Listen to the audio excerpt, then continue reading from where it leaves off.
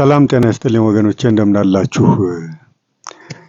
ከይቅርታ ጋር ዛሬ እቺ ማናት ስንዱ ስለምትባለው ቅጥረኛ ያገዛዙ የደህንነቱ ቅጥረኛ አንዳንድ ነገሮችን ለማውራት ፈልጌ ነው።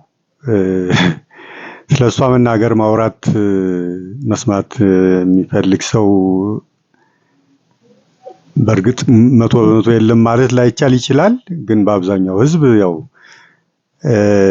ንቆ የሚያት ስለሆነ ቁም ነገር ብሎ ስለሷ መስማት የሚፈልግ አይመስለኝም። ከዚህ የተነሳ ይቅርታ እንግዲህ ምንድነው ይኸውላችሁ አገዛዙ ምን ያህል መሰሪ እንደሆነ ምን ያህል ወደ ህዝብ ለመድረስ በጣም መሰሪ የሆኑ አካሄዶችን እንደሚጠቀም ህዝቡን አፕሮች ሲያደርግ በምን አይነት መንገድ እንደሆነ እንድትረዱ ነው።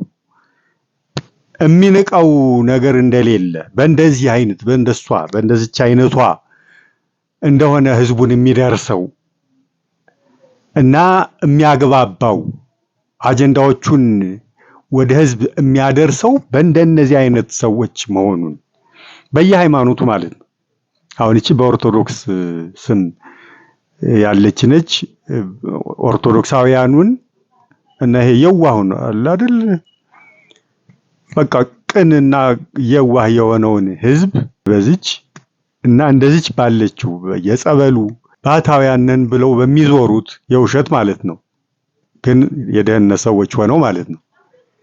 የባህታዊ ልብስ እየለበሱ መስቀል መቁጠሪያ እየያዙ በየገዳሙም ጭምር ይገርማቸዋል።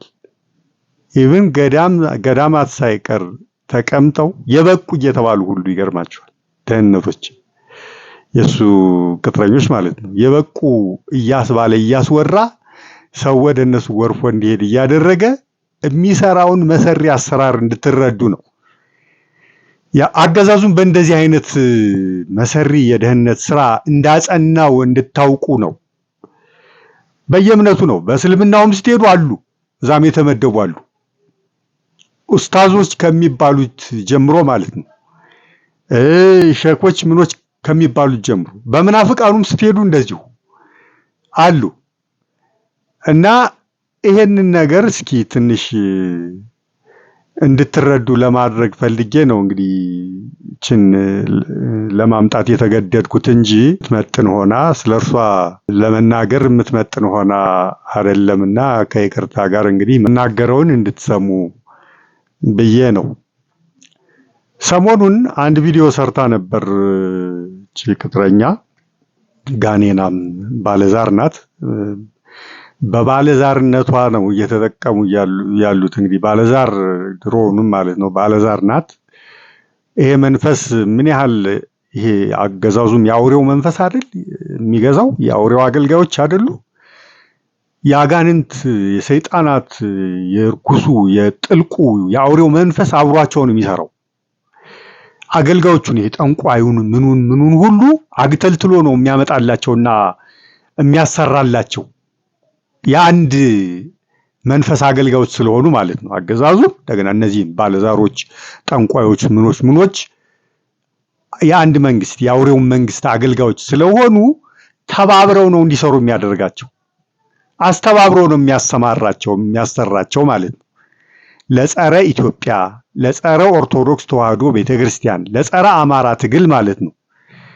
እና በዚህ ምክንያት ነው እንግዲህ ባለዛር ናት። ድሮውንም ራሷ ስታወራው ከሰማችሁት መንፈስ በጣም የሚያስቸግራት እንደነበረች ስትናገር ሰምታችኋል። መጀመሪያ እንደመጣች አካባቢ ከዛ ግን እግዚአብሔር ከዛ መንፈስ ገላገለኝና ምናምን እሱ ውሸት ነው። ያው መንፈስ ነው ያለው አሁንም እና ለዚህ ለአውሬው አገዛዝ ነው እንድታገለግል አድርጓት ደህንነቱ ነው አሁን የሚያሰማራት እያንዳንዷን ነገር የምትናገራትን እያንዳንዷን ነገር እንድትናገር የሚያደርጋት ደህንነቱ ነው። ስለዚህ ነው እንግዲህ በዚህ ምክንያት ነው እንግዲህ ጸረ ኢትዮጵያ የሆኑ ጸረ ኦርቶዶክስ ተዋህዶ የሆኑ ጸረ ካህናት በአጠቃላይ ጸረ እሴቶቻችን፣ ባህሎቻችን፣ ቅርሶቻችን ጸረ ቅርስ ጸረ ታሪክ የሆኑ ነገሮችን የምትናገርበት ምክንያት ይሄ ነው የምላችሁ። እንደምታስታውሱ ስትመጣ ቴዎድሮስ የሚባል ንጉስ እያለች ነው የመጣችው። እንዲያውም ከሚከተሏት አንዳንዶቹን ሁሉ አንተነህ ቴዎድሮስ እያለች ሁሉ ታጃጅል ነበረ። በዚህ ትርክት በዚህ ትንቢት አገዛዙ ምን ያህል እንዳጃጃለው ህዝባችንን ታስታውሳላችሁ። በ2015 ቴዎድሮስ ይነግሳል እያለ አማራ ቀን ሊወጣልኝ ነው ቀን የደረሰ እፎይ የምልበት እያለ በአጉል ተስፋ እንዲያደርግ አድርጎ ነው ያን ሁሉ ጭፍጨፋና ግፍ ሲፈጽምበት ታግሶ እንዲጨፈጨፍ ያደረገው ማለት ነው እንጂ አይችልም ነበር። ያን ሁሉ ነፍሰ ጡር ሆዷ ተቀዶ እስክትጣል ድረስ በአማራነቷ ብቻ በግሪደር ታፍሰው እስኪቀበሩ እንደውሻ የሰው ልጅ ሰው ኩላሊቱ በሚጥሚጣ እየተጠቀሰ እስኪበላ ድረስ ግፍ ሲፈጸምበት አማራ ታግሶ ጸጥ ሊል የቻለው በ2015 ቴዎድሮስ ሊነግስልኝ ነው እፎይ ልል ነው ብሎ ተስፋ ስላደረገ ነው። የውሸት ትንቢት ተናግሮ ማለት ነው። ትንቢቱ የእውነት ነው፣ የውሸት አይደለም። የቤተክርስቲያን ትንቢት ነው። ይመጣል። የራሱ ቀን አለው። እግዚአብሔር ያዘጋጀው እግዚአብሔር ያለው የቆረጠው ቀን አለ። እችን ተጠቀሙባትና ወደ ራሳቸው አድርገው። ምክንያቱም ይሄ ትንቢት ሲነገር የኖረ ነው። መጻሕፍት ሲናገሩት የኖሩት ነው። ህዝበ ክርስቲያን ይሄን ያውቃል። አማራ ይሄን ያውቃል። ተጠቀሙበት። አያችሁ፣ ስለሚያውቅ ውሸት ነው አይልም። አሁን በዚህ ቀን እንደዚህ ሊሆን ነው ሊነግስ ነው ሲባል ውሸት ነው አላለም፣ እውነት ነው ብሎ። ምክንያቱም በገዳማት ባሉ ቅጥረኞቻቸው ቅድም ባልኳችሁ የበቁ አስመስለው ባስቀመጧቸው በየጸበሉ ባሉት እንደሷ ደግሞ እዚህ ከተማም ሆነው የእግዚአብሔር አገልጋዮች መስለው ባሉት ሰዎች ሁሉ ነበር ይሄንን እንዲናገሩ ሲያደርጓቸው የነበረው። ህዝቡን በሙሉ ደረሱት በዚህ የውሸት ቀጠሮ ማለት ነው የ2015 የሚለው።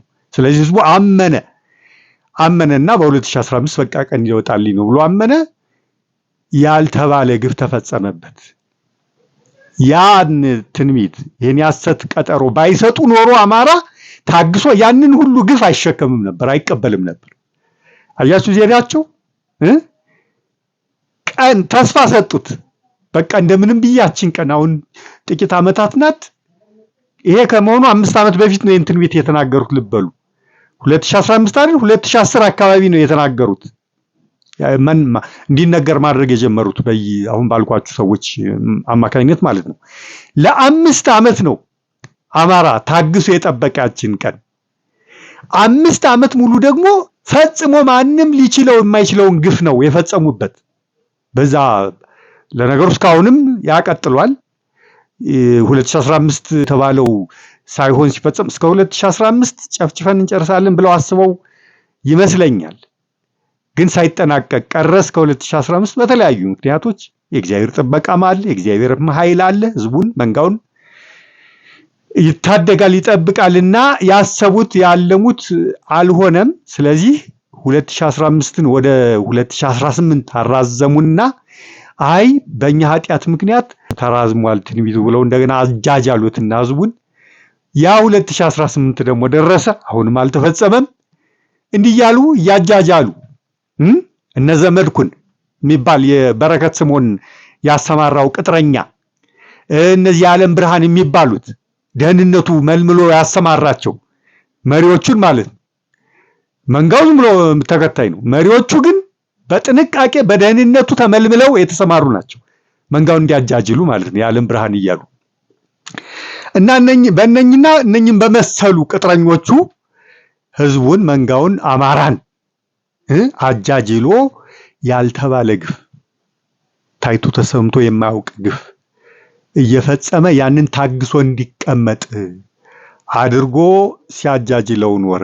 እናችም ቴዎድሮስ የሚባል እያለች ንጉስ አለ ይነግሳል፣ ከመሃል ከራሷ ሰዎች ከሚከተሏት አንዱን ብቻ አይደለም ብቻ ለማጃጃል ስለሆነ አንተ ነህ ትለዋለች፣ ያንንም አንተ ነህ ትለዋለች እያለች ስትል ቆይታ ይሄ 2015 ካለፈ በኋላ ግን ምን ብላ እንደመጣች ታስታውሳላችሁ አይደል? ቴዎድሮስ የሚባል የሚመጣ ንጉስ የለም። ልብ በሉ እንግዲህ የደህንነት ስራ ልብ እያላችሁ የደህንነትን ስራ እንዴት እንደሚያጃጅሉ እንዴት እንደሚሰሩ የህዝቡን ስነ ልቦና እንዴት እንደሚጠቀሙበት ልብ እያላችሁ ቴዎድሮስ የሚባል የሚመጣ ንጉስ የለም ብላ ወጣ ተናገረች እና ኩም አደረገችው ያንን ደንቆሮ ተከታዮቿን በሙሉ ማለት ነው። እና እንዲህ ብላ መጣ እመቤቴ ነግራኛለች ምን እያለች ቴዎድሮስ ስትል ቆይታ ምን አልሽ ነገና ተገለበጠችውና ቴዎድሮስ የሚባል የሚመጣ ንጉስ የለም። እንደገና በቀቢጸ ተስፋ ህሊናው እንዲጎዳ ማለት ነው ህዝቡ። መቼም ተስፋ ስታደርጉ አይደል ነገን ተስፋ ስታደርጉ አይደል መኖር የምትፈልጉት የምትሹት። እና እንደገና ደግሞ በዚህ ቃል የለም በሚለው ደግሞ ህዝቡ ስነ ልቦናው እንዲጎዳ ሃይማኖቱን እንዲጠራጠር ለማድረግ ደግሞ ሌላ ስራ መስራት ጀመሩ። አሁን ደግሞ ምን እያለች ነው? ሰሞኑን በሰራችው ቪዲዮ ልብ ብላችሁ እንግዲህ ለነገሩ ቁም ነገሬ ብሎ የሚከታተላት የለም፣ ግን መቼም በአጋጣሚም በምንም ሳትሰሙት አትቀሩም ጥቂቶችን ብትሆኑ። ምን እያለች ነው? ይሄ ምክክር ኮሚሽኑ የሚባል ማጭበርበር ያለው አይደል አገዛዙ ህዝብን ለማዘናጋት ለማማሻ ጊዜ መግፊያ የሚያወራው ነገር አለ አይደል? ይሄ ጨዋታ የቃቃ ጨዋታ እሱ በእግዚአብሔር ፈቃድ የሆነና በሷ ልመና ጭምር እንደመጣ በሷ ሱባኤ እንደመጣና በኪዳነ ምሕረት ዕለት ቪዲዮውን አሰማችኋለሁ ቀጥዬ። ኪዳነ ምሕረት ዕለት የምትለው በራሱ አቆጣጠር ነው፣ በእኛ አቆጣጠር በትክክለኛው አቆጣጠር እንዳይመስላችሁ። ተቀመጠች ኢትዮጵያ ለምክክር ተቀመጠች። እመቤታችን ቆስቁሳ አሳስባ ነው። በእኛ ሱባኤና በእመቤታችን አሳሳቢነት ነው ኢትዮጵያ ለምክክር የተቀመጠችው። መልካም ነው፣ ጥሩ ነው እያለች እየተናገረች ህዝቡ አመኔታ እንዲሰጠው በህዝቡ ዘንድ አመኔታ እንዲያገኝ ይሄ ምክክር የሚባለው ነገር በሱ የሚወሰነውን ሁሉ ህዝቡ እንዲቀበል ለማድረግ ነው። እንግዲህ ለማግባባት ህዝቡ እንዲቀበል ያንን የነሱ ወጥተው የሚሉትን መጨረሻ ላይ ህዝቡ ሳያቅማማ እንዲቀበል ለማድረግ ነው። አያችሁ ዘዴው የደህንነቱ ምን ያህል ስራ እንደሚሰራ። እቺ ብቻ አይደለችም። ባህታዊ ተብሎ አገዛዙ ደህንነቶች ባህታዊ መስለው የሚንቀሳቀሱት እነሱ ሁሉ ይሄን እያወሩ ነው። በእኛ ብቻ አይደለም በእስላሙም ጭምር በመናፍቁም ጭምር አሏቸው። በየስፍራው በየእምነቱ ነው ያሏቸው አይደል ቅጥረኞች። እነሱም ይሄን እየተናገሩ ነው። አያችሁ ምን ያህል የፒአር ስራ እንዴት እንደሚሰራ አገዛዙ የፐብሊክ ሪሌሽኑን እንዴት እንደሚያስኬደው። አሁን ይሄን ብዙ ሰው አይረዳም፣ አያስተውልም። ብዙ ደንቆሮ ስለሆነ የደህንነት ስራ የፒአር ስራ እንዴት እንደሚሰራ አያውቅም። ጥቂቱ የነቃውና ብልሁ ነው ይሄን የሚረዳው እንጂ ነግሬውም አሁን የማይገባው ብዙ ሰው አለ። እንዴት ሊሆን ይችላል? ሁሉንም ቅጥረኛ ትላለህ ይሉኛል። ከአርቲስቱም ከሃይማኖት መሪዎችም ከምኖችም እየወጡ የደህንነት ስራ ለአገዛዙ የፒአር ስራ የሚሰሩ ሰዎችን ይሄ ቅጥረኛ ነው፣ ይሄ ቅጥረኛ ነው፣ ይሄ ቅጥረኛ ነው፣ ይሄው በዚህ ምክንያት እያልኩ ስተነትን ሁሉንም ቅጥረኛ ትላለህ ይሉኛል። ምናልባት የነሱ ሰዎች ሊሆኑ ይችላሉ፣ በእርግጥ ላይሆኑም ይችላሉ። ደንቆሮ አንዳንድ የማይገባው አለ። እንዴት ሊሆን ይችላል? አይኪው ሌቭሉ ዚሮ ሌቭል ይሆንና መረዳት ይሳነዋል። እንዲህ አይነት ነገሮችን የተንኮል ስራዎችን የሴራ የሸፍጥ አገዛዙ የሚሰራቸውን እንደዚህ አይነት የሴራ ስራዎችን አሰራሮችን የፖለቲካ አሰራሮችን በእምነት ተቋማት በፖለቲካ ድርጅቶች ሰርጎ እየገባ ቅጥረኞቹን አስርጎ እያስገባ የሚሰራውን የደህንነት አሰራሩን የመሰሪ ስራውን የሴራ ስራውን ለመረዳት የሚከብዳቸው እና የሚሳናቸው ደንቆሮች ደናቁርታሉና እንግዲህ ለነሱ እኔ ምን ብዬ ከዚህ በላይ ላስረዳ ስለማልችል እነሱን ተዋቸው። መረዳት የምትችሉ የሚገባችሁ ብልህ የሆናችሁ ግን በቀላሉ ሳይገባችሁ አይቀርም ይሄ እምላችሁ ነገር ሁሉ እና ህዝቡ ይሄን የምክክር ኮሚሽን የምክክር ጉባኤ የሚለውን ውሳኔ እንዲቀበል ለማድረግ ከወዲሁ ስራ እየሰራ ስለሆነ አገዛዙ እቺ ቅጥረኛውም ወጣ ይሄን አለች። እመቤታችን ናት እንዲቀመጡ ያደረገቻቸው ኢትዮጵያ ለምክክር ተቀምጣለች እያለች መልካም አዎንታዊ የሆነ ኢሜጅ ለመገንባት የዚህን ማጭበርበሪያ የምክክር ጉባኤ የሚባለውን ማጭበርበሪያ አዎንታዊ በህዝቡ ዘንድ ተቀባይነት እንዲያገኝ አዎንታዊ የሆነ እይታ እንዲያገኝ ህዝቡ በፖዚቲቭሊ እንዲመለከተው ህዝቡ በአዎንታ እንዲመለከተው እና ውሳኔውን ሳያቅማማ እንዲቀበል ለማድረግ ጥረት እየተደረገ ነው። በእኛ ቤተክርስቲያን እቺ ቅጥረኛና ይሄ ባህታዊ በየጸበሉ በምኑ ያሉት ቅጥረኞቹ አሉ። ደህንነት ይሄ መቁጠሪያ አድርገው ምን ልክ ትክክለኛ እውነት ባህታዊ መስለው የደህንነት ስራ የሚሰሩ አሉ። እነሱን አሰማርቶ ማለት ነው። በእስላሙ ደግሞ እንደዚሁ አሏቸው። በእነሱ ኡስታዝ የሚባል ሸክ ምን የሚባል አሉ። ይሄንን ስራ የሚሰሩ በየእምነቱ ነው ያለው። በመናፍቃኑም እንደዚሁ ፓስተር መጋቢ ምንትስ እየተባለ ይሄን ስራ ይሰራል። አሁን በአጠቃላይ ህዝቡን ደረሰው ማለት ነው። አያችሁ፣ ህዝቡን በሙሉ መድረስ የሚፈልገውን ኮሚኒቲ የህብረተሰብ ክፍል ደረሰው ማለት ነው። እንዲህ እያደረገ ነው ሲያጃጅለው የኖረው ኢትዮጵያን ህዝብ ማለት ነው።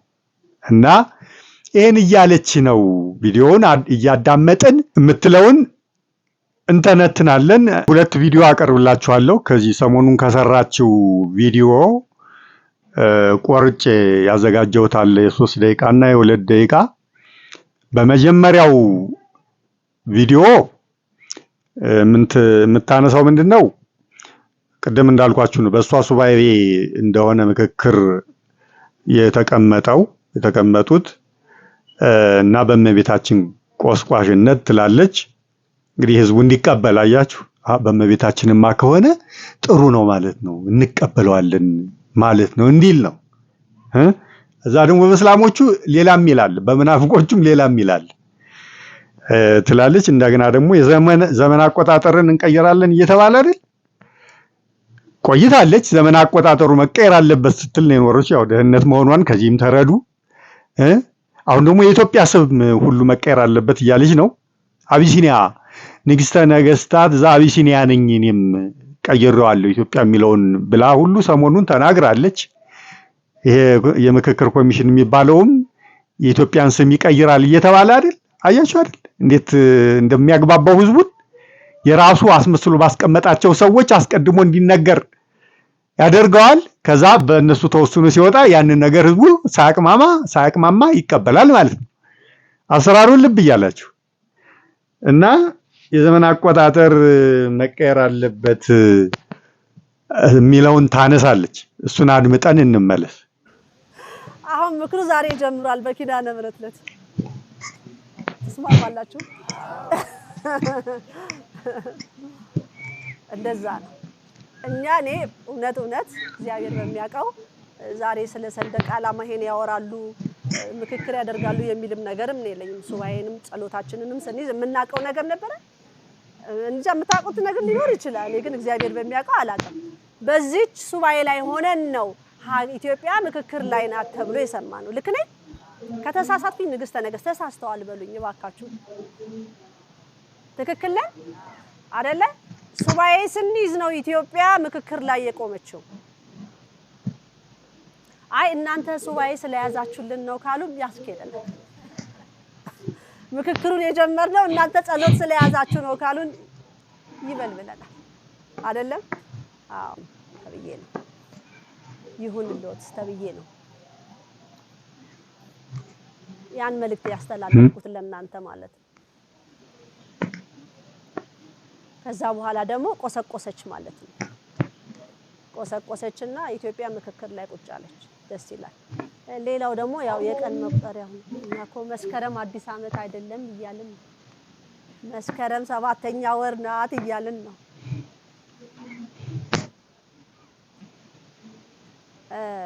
መታመስ አለበት። ባህር ሐሳብ የሱ ነው፣ የአውሬው ነው፣ የኢትዮጵያውያን አይደለም።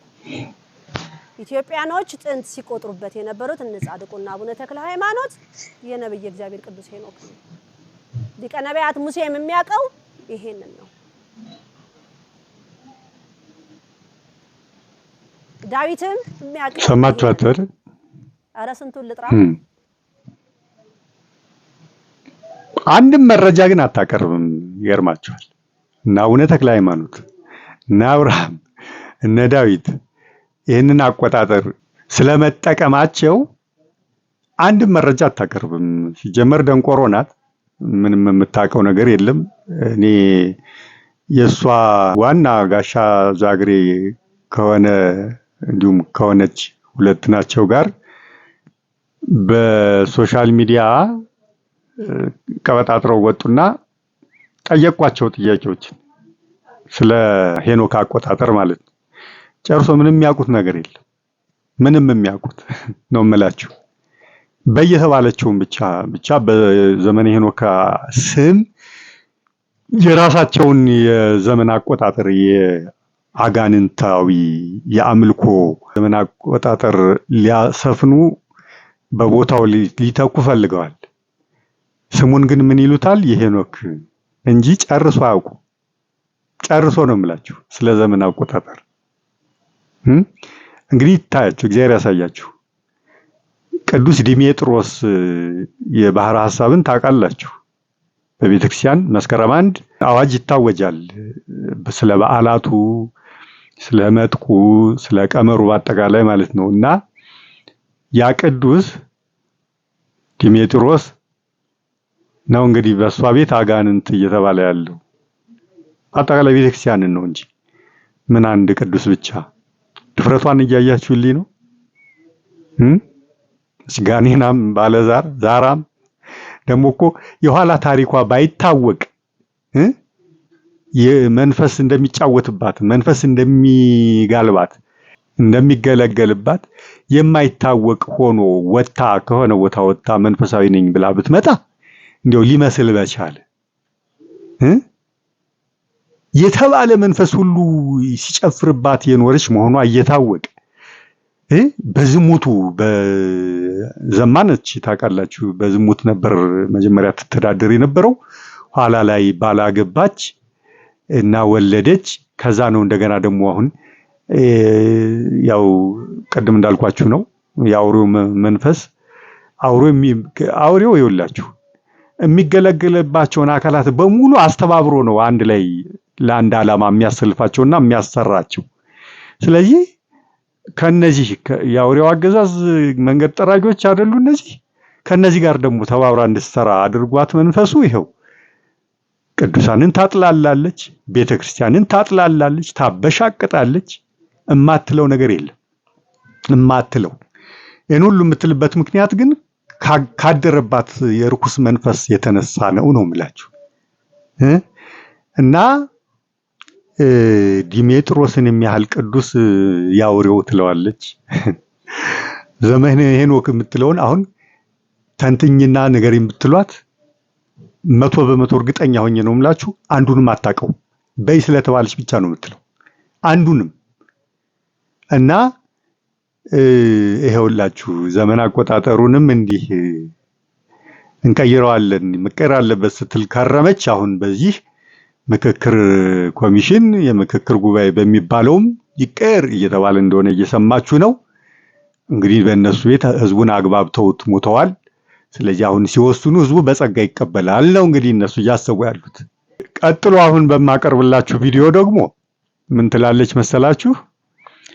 ንግስተ ሳባን ታውቃላችሁ? የኢትዮጵያ ንግስት ናት። ወደ ኢየሩሳሌም ሄዳ ሰሎሞንን ተገናኝታ በጥበቡ በዝናው ነው ለመሄድ የተገደደችውና የሄደችው። በመጽሐፈ ነገሥት ምዕራፍ 10 ላይ ከቁጥር 1 እስከ 13 ታገኙታላችሁ ታሪኩን። መጽሐፍ ቅዱስ ላይ እንዳለ አታውቅም ይሄ ታሪክ እና ምን አድርጋ ታወራለች? ተረት ነው። ለነገሩ መጽሐፍ ቅዱስንም አትቀበልም እኮ እሷ። እንዲሁ ዝም ብላ እየወጣች በያሏትን እነዚህ ደህንነቶቹ ይሏት ትላለች እንጂ ይሄን ነው የምታስተጋቢው፣ ይሄን ነው መልእክት እያልሽ የምትነግሪው ያሏትን ትላለች እንጂ ስለ መጽሐፍ ቅዱስ ሲጀምር የምታውቀውም ነገር የለም። ይሄ ታሪክ የንግስተ ሳባ ታሪክ መጽሐፍ ቅዱስ ላይ መኖሩን ባታቅ አይፈረድም ልላችሁ ፈልጌ ነው።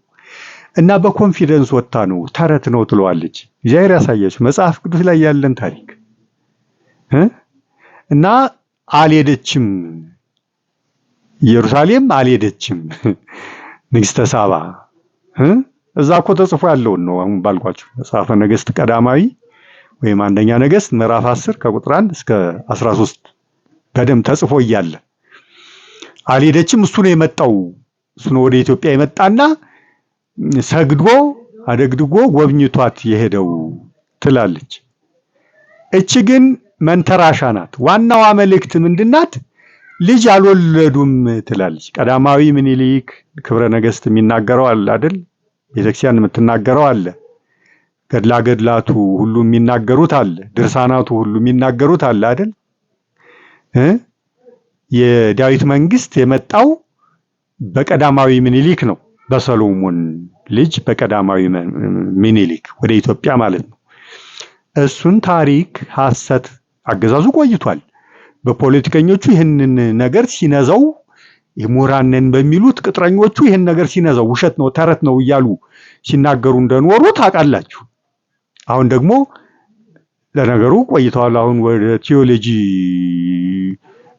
ወዳሉት የቲዮሎጂ መምህራን በኩል ሄዳችሁ ስትጠይቁ እነሱም ያው የሱ ስለሆኑ ተረት ነው ይሏቸዋል። ተረት ነው። ስለዚህ ቤተክርስቲያን ውስጥ ባሉ ሰዎችም ይሄን ነገር ሲያስነግር ቆይቷል። ይኸው የዋሁን ደግሞ ታች ያለውን ደግሞ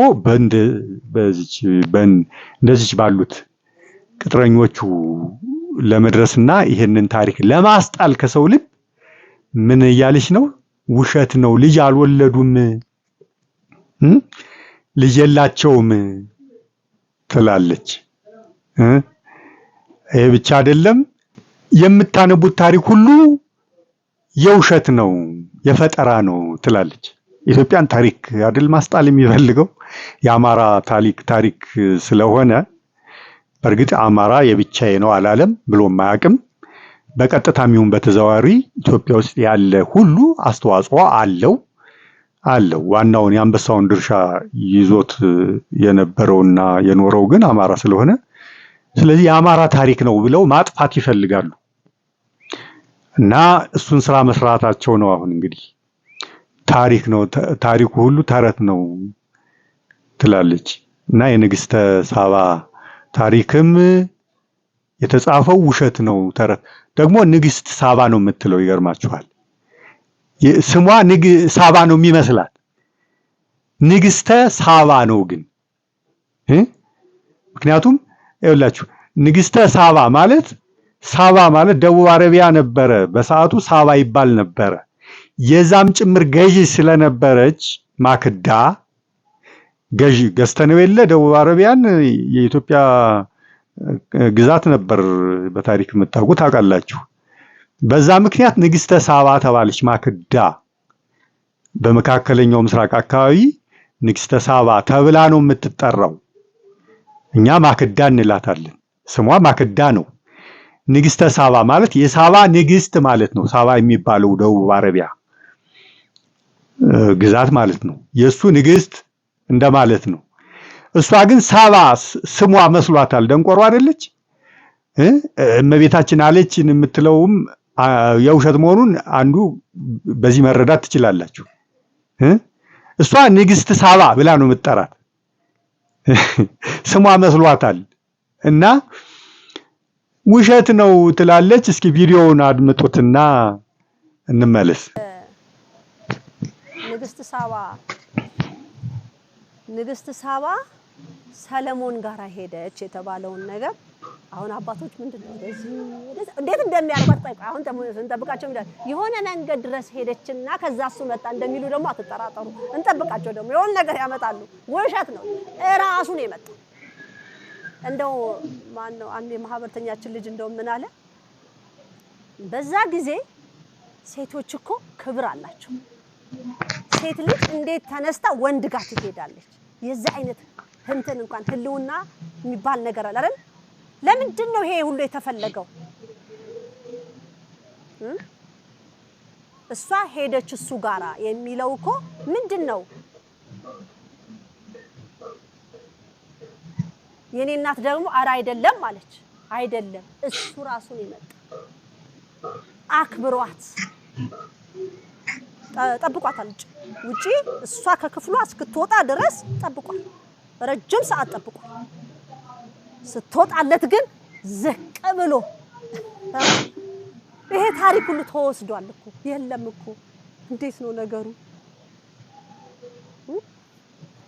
እነዛ ቀንድ ያላቸው ናቸው ነገርን እያጣመሙ የመጡት። ኧረ ገና ብዙ ታሪክ ነግራቸዋለሁ። እንደው አይምሮ በላይ የሆኑ መልእክቶች አሉኝ እኮ። ምኑን ገና አልጀመርኩትም እኮ ነው። እፈራችኋለሁ እኮ አንዳንዴ ብነግራችሁ እንደው በሩን ከፍታችሁ ሁሉ እንዳትወጡ እፈራለሁ።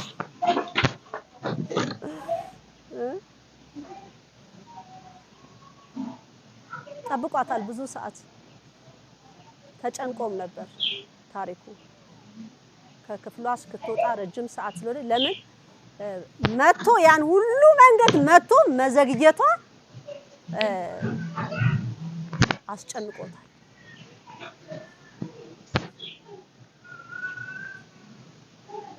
ጭራሽ እሷን ሄደች ብለው ገላገሉን ማለት ነው። እዛ ድረስ ደስ ይላል አይደል?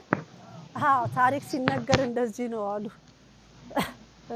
ቆሟል፣ ብዙ ሰዓት ቆሟል። ምን ነው ታሪኩ ሊዛባ ነው? የተዛባ ታሪክ ነው የምታነቡት። መጀመሪያ ልጅ የላቸው፣ ወላዲት አምላክን ልጅ የላቸው፣ ኪዳነ ምሕረትን ልጅ የላቸው። ከየት መጣ? እኛ ምን እናውቃለን? ከየት አመጡት ታሪኩ?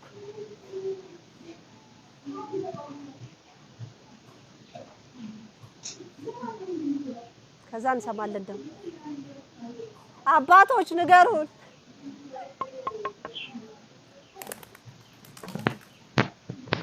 የላቸው ስርዓት ያላት ሴት ሰማችሁት አይደል? እንግዲህ ዋናው ይሄ ሰሎሞናዊው ስርወ መንግስት ኢትዮጵያ ውስጥ ከቀዳማዊ ምኒልክ ከንግስተ ሳባ ልጅ ጀምሮ እስከ አፄ ኃይለ ሥላሴ ድረስ የመጣውን ታሪክ ማጥፋት ነው የተፈለገው። አያችሁ፣ መደምሰስ ውሸት ነው አለች አይደል? ቀዳማዊ ምኒልክ ከሌለ የሱ ዲሴንዳንት የሆኑት እስከ አፄ ኃይለ ሥላሴ ድረስ የነገሱት ታሪክ የውሸት ይሆናል ማለት ነው። ያው በፖለቲከኞቹ በምኖቹ ሲያስወራ ይኖረውን ማለት ነው የውሸት ይሆናል። ስለዚህ ሰሎሞናዊ ስርወ መንግስት የሚባል ታሪኩ ይጠፋል ማለት ነው። ይሄ ነው ማድረግ የተፈለገው። ውጤቱ ይሄ እንዲሆን ነው የተፈለገው። ታሪክን ማጥፋት ነው የተፈለገው። ስለዚህ ከማጥፋታቸው በፊት አሁን ቆይተው ይሄ ተረት ስለሆነ በቃ ከዚህ በኋላ ይሄን እንዳያነሳ አንድም ሰው ብለው ማወጃቸው አይቀርም። ከማወጃቸው በፊት ግን ህዝቡን እንዲያደረጉ መደለል፣ ማምታታት፣ ማግባባት ይጠበቅባቸዋል በቅጥረኞቻቸው በሙሉ ማለት ነው። ለዚህ ነው ይህን ስራ በምሁራን ተብዬዎቹ፣ በፖለቲከኞቹ፣ በአንዳንድ ደግሞ የእሱ ቅጥረኛ በሆኑ የሃይማኖት መሪዎቹ ውሸት ነው፣ ተረት ነው፣ ክብረ ነገስት ተረት ነው ሲሉ የኖሩት ማለት ነው።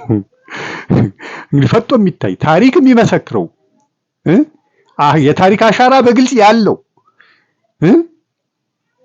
በምዕት ዓመታት የሚቆጠር ታሪክ ያላቸው መጻሕፍት፣ የብራና መጻሕፍት ማኑስክሪፕትስ እያሉ ነው እንግዲህ የሚጨበጥ የሆነን ታሪክ ነው የለም ፈጠራ ነው እያሉ ለማጥፋት ጥረት አይናቸውን በጨው አጥበው በድፍረት እየተናገሩ ያሉት የአማራ ታሪክ ነው መጥፋት አለበት በሚል ስሌት ማለት ነው። የአማራ ብቻ አይደለም የኢትዮጵያ ኦርቶዶክስ ተዋሕዶ ቤተክርስቲያንም ታሪክ ነው።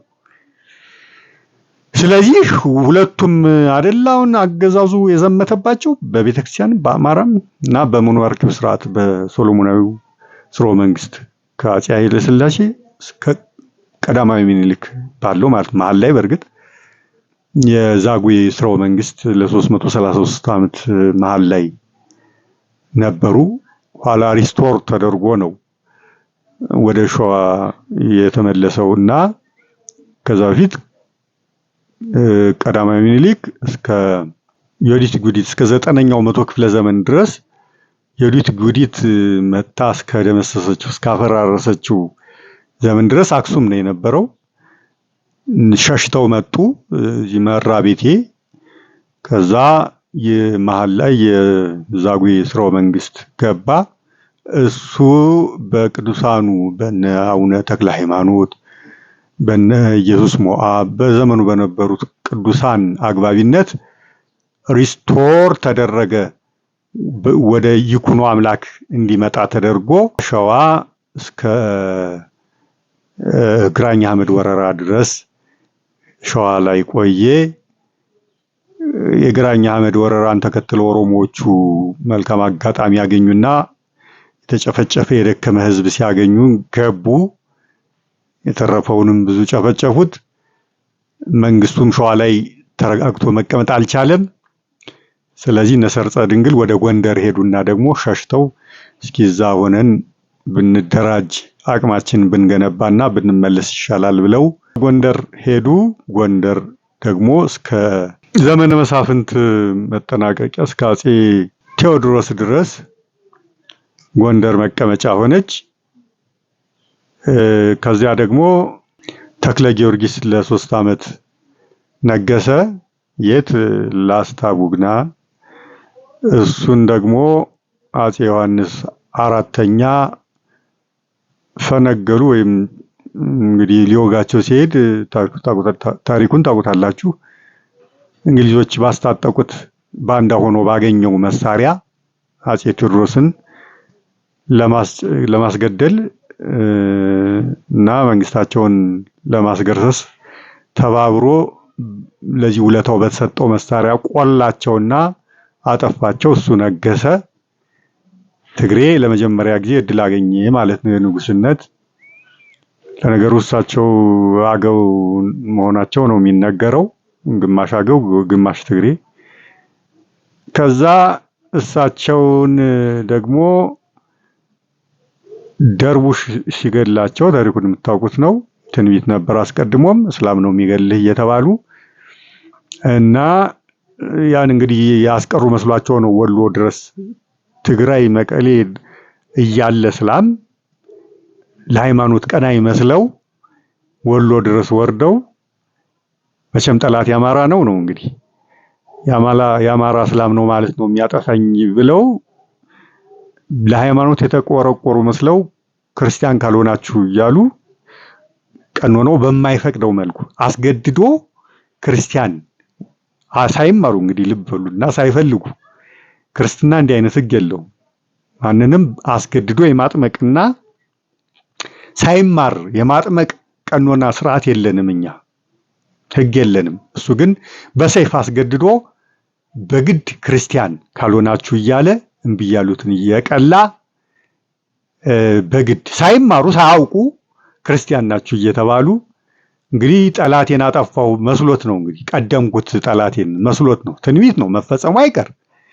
ያ ትንቢት ግን ያው ትንቢት ነውና መፈጸሙ አይቀርምና እሱ የጠበቀው ከዚህ ከሀገር ውስጥ ከወሎ እስላሞች ነው የፈራው።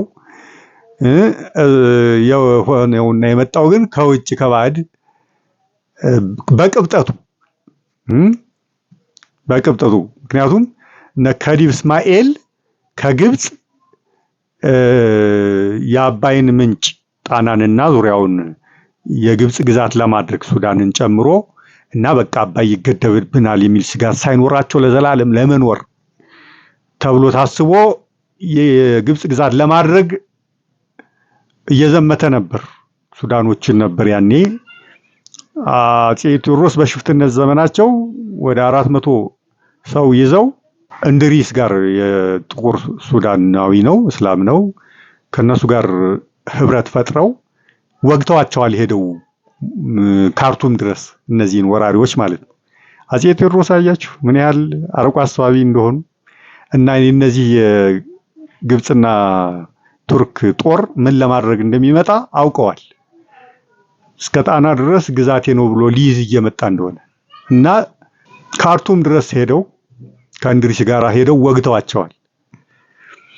እና አጼ ቴዎድሮስን ፈርተው እዛው በቆመው ነበር መስፋፋቱን እዛው ገትተው አጼ ቴዎድሮስ ሲነግሱ አይ ይሄማ ኃይለኛ ንጉስ ነው እሱ እስኪሞት እንጠብቅ ብለው እዛ ጠበቁ። ዮሐንስ ሲነግስ መንቀሳቀስ ጀመሩ እና ከአጼ ዮሐንስ ጋራ 17 ጊዜ እንደዚህ ተዋግተዋል እንደዚህ። እና በዛን ዘመን ይገርማችኋል እንግዲህ ጠላት ናቸው ልብ በሉ እነኚህ ጥቁሮቹ ሱዳኖች በአረብ መወረርን ይቃወሙ ይዋጉ የነበሩ ናቸው። እነዚህ አረቦቹ ግብፃውያንና ቱርኮቹ መተው እየወረሩ እያስለቀቁ ወደዚህ እየገፉ ሲያሸሿቸው የመከላከል ጦርነት አድርገዋል። የሬዚስታንስ ጦርነት በዛን ዘመን ከበው አስጨነቋቸው፣ ደመሰሷቸው ሁሉ እና እንግሊዝ መሃል ጣልቃ ገባችና ዮሐንስ አራተኛን የተከበቡትን ካስለቀቅ ምጽዋን ላንተ እንሰጣለን እና አስለቅቅ ብለው አሉት። እንግዲህ ለነጻነታቸው ነው፣ እነዛ ለርስታቸው ነው። ከአጼ ቴዎድሮስ ጋር ትብብር የነበራቸው ማለት ነው። ጥቁሮቹ ሱዳኖች ሄዶ አሉላ ልኮ ከተከበቡበት እነዚህ አረቦቹ ግብፃውያንና ቱርኮቹ ከተከበቡበት አስለቅቆ በምጽዋ በኩል አስወጥቶ ሸኛቸው። ጥቁሮቹ በዚህ ቂም ያዙ። ከዛ በኋላ ከአጼ ዮሐንስ አራተኛ ጋር ለመዋጋት ተገደው ጎንደር ድረስ መጥተው ጎንደርን በተደጋጋሚ ያቃጠሏት። ሸፍጥን ሊሆን ይችላል ዮሐንስ የሚይዙት የሚወጉት ማነው ጎንደር ነው በቅርብ የሚያገኙት ያውዱሙት ብሎም ሊሆን ይችላል። የነሱ አስተሳሰብ ከዚህ የሚዘል አይደለም። ለሱ ግን ለሞቱም ምክንያት ሆነ። ምክንያቱም ጎንደር እየደጋገሙ ያቃጠሉ ትግራይ ድረስ ሄደው ሊያጠፉት ሆነ። የኢትዮጵያን ሕዝብ ክተታለና ሄዶ ወጋ። ያው እንግዲህ በቆፈሩት ጉድጓድ መቀበር አለና ለሱ መጥፋት ሰበብ ሆነ። ትንቢቱን በዛ ተፈጸመ። እስላም ነው የሚገልህ የሚለው ነገር ማለት ነው። የሚያጠፋ የተባለው በዛ ተፈጸመ እና አጼ ዮሐንስ ከአጼ ዮሐንስ በኋላ ያው በዚህ ሲገላገሉ አጼ ሚኒሊክ መጡ። ወደ ሸዋ ተመለሰ ማለት ነው። የሰሎሞናዊው ስርወ መንግስት ሸዋ ተመለሰ። አጼ ሚኒሊክ ከአጼ ሚኒሊክ ዘውዲቱ ከዘውዲቱ አጼ ኃይለ ሥላሴ ከአጼ ኃይለ ሥላሴ በኋላ ጉግማንጉግ መጣ። ደርግ ሲአይኤ ደርግና አደራጀና አጼ ኃይለ ሥላሴን ወይም ዘውዳዊውን ስርዓት አስገረሰሰ።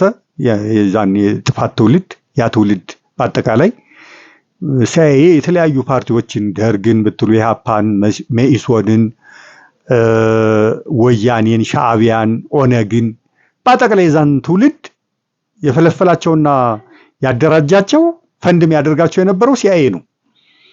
ሲአይኤ ማናቸው? ቴዎድሮስ ኤምቬስተል የሚባሉ ዶክተር ጽፈውታል። በዛን ዘመን አሜሪካ ትከተሉ የነበረውን የውጭ ጉዳይ ፖሊሲ ኢትዮጵያን በተመለከተ ዘውዳዊውን ስርዓት አማራና ኦርቶዶክስ ተዋህዶን መገርሰስ አለብን፣ ማጥፋት አለብን ከዛች ሀገር ብሎ አቅዶ ነው። በዛ ምክንያት ነው ዘውዳዊውን ስርዓት ለማጥፋት በዛ ዘመን የነበሩትን እነዚህ የፈለፈላቸውን የጠቀስኳቸውን ፓርቲዎች ፈለፈለ፣ አደራጀ፣ ፈንድ እያደረገ እንዲገለብጡ አደረገ። ከዛ ኢትዮጵያ የተማረ የሰው ኃይል እንዳይኖራት እርስ በርሱ አጨፋጨፈው። ወያኔንና ሻዕቢያን ኤርትራን ማስገንጠል አለብን ብለው በፖሊሳቸው አካተው ነበር። ያሉትን ማደረጉ። ሻዕቢያን ፈንድ እያደረጉ እየደገፉ ወያኔንም እንደዛው አምጥተው ቁጭ አደረጉ። ልክ እዛ እንደተጻፈው የዘር እርስ በርስ የዘር ፖለቲካን የጎሳ ፖለቲካን ሀገሪቱ ላይ ጭነን እርስ በርስ ህዝቡን እንዲባላ በማድረግ ሀገሪቱን መበተን አንድነቱን ማፈራረስ አለብን ብለው ነው እና የጻፉት። መጽሐፉን ካገኛችሁት ምን የሚል ነው?